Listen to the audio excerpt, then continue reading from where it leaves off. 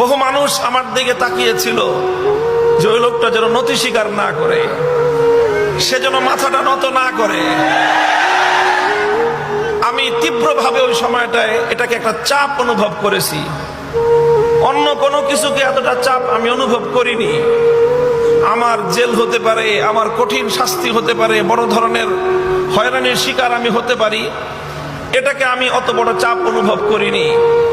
আমি যেটাকে চাপ অনুভব করেছি সবচেয়ে বেশি, সেটা হলো এই যে হাজার হাজার ইমানদার, মুখলেস, নিবৃতচারী আল্লাহওয়ালা নারী, পুরুষ, বুজুর্গ, তারা সবাই তাকায় আছে আমার দিকে।